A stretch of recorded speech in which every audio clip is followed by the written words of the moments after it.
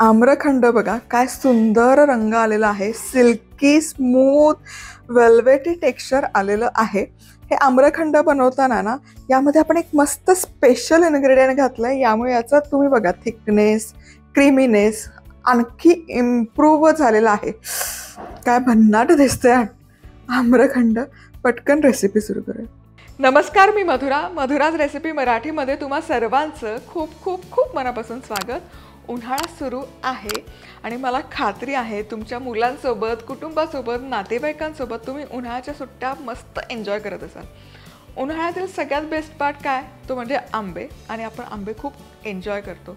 तर हे आंबा वापरून आपण आत्तापर्यंत खूप सारे पदार्थ रेसिपीज बघितलेल्या आहेत, पण आज ना मी आपल्या सगळ्यांच्या आवडीचा आम्रखंड बनवणार आहे। आणि हे बनवायला सुपर क्विक आहे, कारण हे बनवण्यासाठी मी वापरणार आहे नेस्ले मिल्क मेड, ज्यामुळे आम्रखंड सुपर टेस्टी डिलिशियस बनणार। आणि बरं, हे अचूक प्रमाणासहित 10 जणांसाठी कसं बनवायचं तेही आपण बघणार आहोत।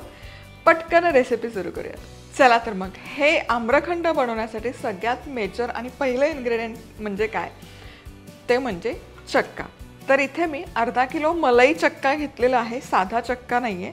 आणि इथे ना ही पुरण गाळायची चाळणी आहे आणि खाली एक बाउल आहे।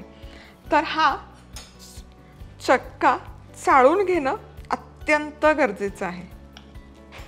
ही प्रोसेस अजिबात स्किप करू नका, यामुळे काय होतं ना आपलं आम्रखंड क्रीमी होण्यासाठी मदत होते। मिक्सरला, फूड प्रोसेसरला नाही लावायचं, मग त्याचं फार असं रनी टेक्स्चर येतं।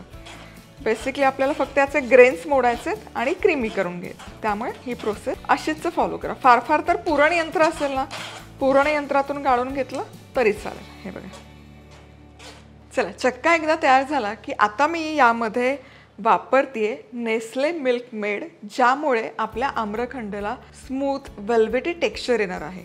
आणि हे वापरण्यासाठी पण खूप सोपं आहे। फक्त 3 इझी स्टेप्स। मिक्स करा, व्हिस्क करा आणि एकदा तयार झालं की रेफ्रिजरेट करा। नेस्ले मिल्कमेडची सिग्नेचर टेस्टमुळे हे आम्रखंड यमी आणि डिलिशियस बनतं आणि जेमतेम 20 मिनिटांच्या आत हे बनून तयार होतं। आता अर्धा किलो चक्का आहे, तर त्यासाठी ना मी पूर्ण एक टीन वापरत आहे, जो 380 ग्रॅमचा आहे। सो आता हे मिसळून घेऊयात।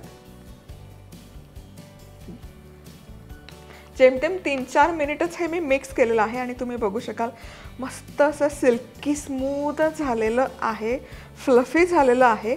नेस्ले मिल्कमेडमुळे हे मस्त असं वेल्वेटी क्रीमी स्मूथ दिसतंय, जणू काय आपण दुकानातून विकत कुठलं तरी इथे डेझर्ट आणलेलं आहे।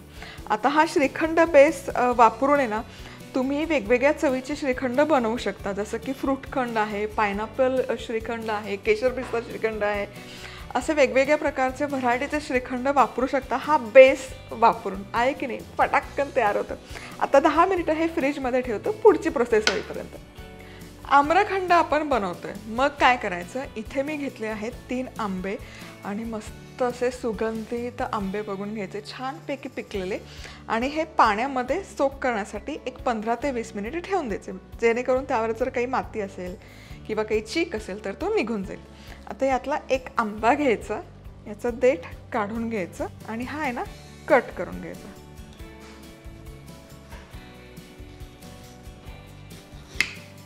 आणि काय करायचं, एक असा धारदार चमचा घ्यायचा आणि हे स्कूप आउट करायचं। झालं, इतकं सोपं आहे। आणि हे स्कूप करून एका डिशमध्ये ठेवून घ्यायचं। चला आता हे 3 आंब्यांच्या फोडी ज्या आपण तयार करून घेतलेल्या आहेत या मिक्सरच्या भांड्यामध्ये घालून घेऊयात।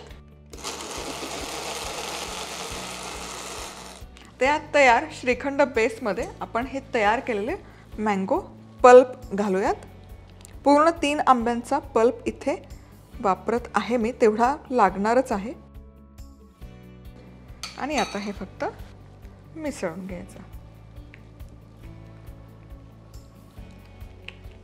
मस्त रंग आलेला आहे, काय स्मूथ क्रीमी दिसतंय। आता यामध्ये घालायचे आहे आपल्याला वेलची पूड आणि मिक्स करूयात। मस्त हे आमरस आहे ना सुपर टेस्टी आणि डिलिशियस झालंय, कारण आपण यामध्ये वापरलं आहे नेस्ले मिल्क मेड। आणि मला खात्री आहे तुमच्या मुलांना या आम्रखंडमुळे मस्त अशी समर ट्रीट मिळेल. उन्हाळ्याच्या सुट्ट्यांमध्ये ना मुलांच्या खूप साऱ्या फरमाईशी असतात की आईस्क्रीम बनव, कुल्फी बनव, खीर बनव, आणि हे नेस्ले मिल्कमेड खूप हँडी पडतं, युजफुल पडतं. आणि गेस वॉट, नेस्ले मिल्कमेड वापरून 100हून अधिक पदार्थांच्या रेसिपीज आहेत आणि तुम्ही देखील या रेसिपीज बघू शकता. काही नाही, www.milkmaid.in वर जा आणि या सगळ्या रेसिपीजचा आस्वाद घ्या. मस्त दिसतं हे आम्रखंड, खूप छान त्याला असं शाईन आलेलं आहे, वेल्वेटी टेक्स्चर आलं आहे, स्मूथ झालेलं आहे. फ्रीजमध्ये स्टोअर करून ठेवू शकता. कसं खायचं? असंच, मला असंच खायला प्रचंड आवडतं. पण मस्त गरमागरम टम्म फुगलेली पुरी आणि आम्रखंड, कमाल. तर पुन्हा भेटूयात अशाच मस्त मस्त रेसिपीजसोबत. तोवर मस्त राहा, खुश राहा, आनंदी राहा आणि सगळ्यात महत्त्वाचं खात राहा.